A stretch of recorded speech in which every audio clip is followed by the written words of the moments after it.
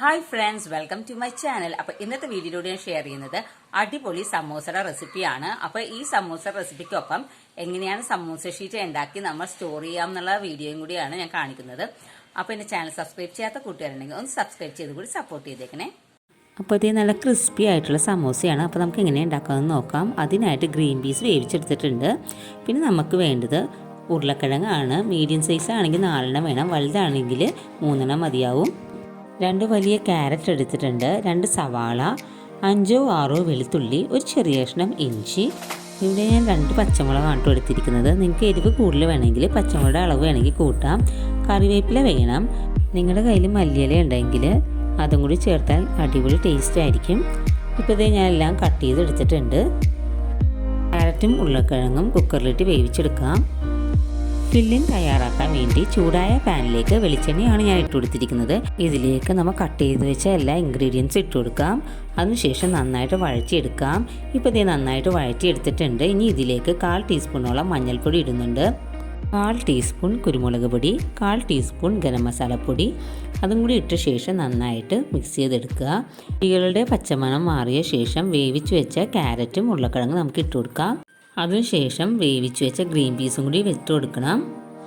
ഇനി നന്നായിട്ട് എല്ലാം കൂടി മിക്സ് ചെയ്ത് ഉടച്ചെടുക്കണം. ഇപ്പം നമ്മുടെ ഫില്ലിംഗ് റെഡി ആയിട്ടുണ്ട്. സമോസ ഷീറ്റ് ഉണ്ടാക്കാനായിട്ട് മൈദപ്പൊടി, കുറച്ച് ഉപ്പ്, ആവശ്യത്തിന് വെള്ളം, 2 ടേബിൾ സ്പൂൺ എണ്ണയും കൂടി ചേർത്ത ശേഷം നന്നായിട്ട് ചപ്പാത്തിക്ക് കുഴക്കണ പോലെ കുഴച്ചിട്ട് ഇതുപോലെ ഉരുളകളാക്കി എടുക്കുക. ഇനി ഓരോ ബോൾസിലും എണ്ണ തടവിയ ശേഷം ഒരു ബോക്സിലോ അല്ലെങ്കിൽ നനഞ്ഞ തുണി വെച്ചോ മൂടി വെക്കുക. 1/2 മണിക്കൂർ മുതൽ 1 മണിക്കൂർ വരെ നമുക്കിത് റെസ്റ്റ് ചെയ്യാൻ വേണ്ടി വെക്കണം. ഇപ്പോൾ ഇതേ 1 മണിക്കൂർ ആയിട്ടുണ്ട്. ഇനി നമുക്കിത് പരത്തിയെടുക്കാം. കുറച്ച് മൈദപ്പൊടി ഇട്ട ശേഷം വേണം പരത്തിയെടുക്കാനായിട്ട്.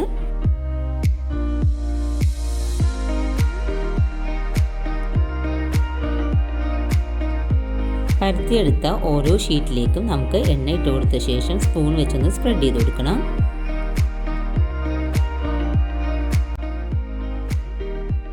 ഇതിന് മുകളിലേക്ക് കുറച്ച് മൈദപ്പൊടി തൂവി കൊടുക്കാം. അതിനുശേഷം നമ്മൾ പരത്തി വെച്ചേക്കണം വേറെ ഒരു ചപ്പാത്തി എടുത്തിട്ട് ഇതിൻ്റെ മുകളിലേക്ക് വെച്ച് കൊടുക്കാം.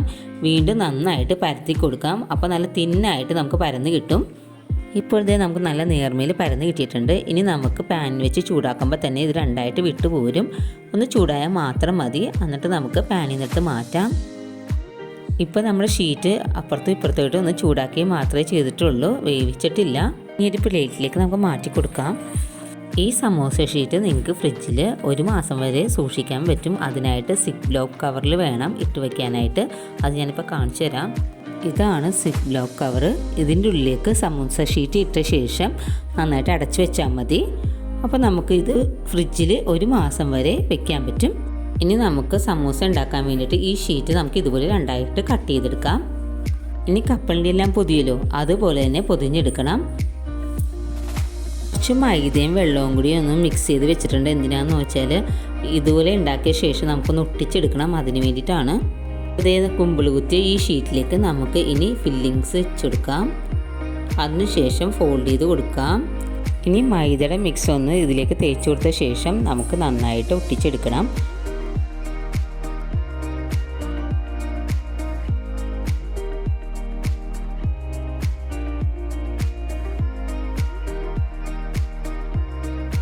സമോസ ഷീറ്റ് ഫോൾഡ് ചെയ്യുന്നത് ഒരു തവണ കൂടി കാണിച്ചു തരാം. ഇതുപോലെ എല്ലാ സമോസയും റെഡിയാക്കിയ ശേഷം നമുക്ക് ചൂടായ എണ്ണയിൽ ഫ്രൈ ചെയ്തെടുക്കാം. 2 സൈഡും നന്നായിട്ട് ഫ്രൈ ആവണം. ഇപ്പോൾ ഇത് നന്നായിട്ട് ഫ്രൈ ആയി വന്നിട്ടുണ്ട്. നമുക്കിത് കോരിയെടുക്കാം. അപ്പോൾ ഇത് നല്ല ക്രിസ്പി ആയിട്ടുള്ള സമോസയാണ്. നിങ്ങൾക്ക് സൗണ്ട് കേട്ടപ്പോൾ തന്നെ മനസ്സിലായിട്ടുണ്ടാവും. അപ്പോൾ നല്ല അടിപൊളി ടേസ്റ്റാണ്. എല്ലാവരും ഒന്ന് ഇതുപോലെ ഒന്ന് ട്രൈ ചെയ്ത് നോക്കുക. നിങ്ങളുടെ ഫീഡ്ബാക്കൊക്കെ അറിയിക്കുക. അപ്പോൾ ലൈക്ക് ചെയ്യുക, ഷെയർ ചെയ്യുക. സബ്സ്ക്രൈബ് ചെയ്യാത്ത കൂട്ടുകാരുണ്ടെങ്കിൽ ഒന്ന് സബ്സ്ക്രൈബ് ചെയ്ത് കൂടി സപ്പോർട്ട് ചെയ്തേക്കണേ. ബൈ.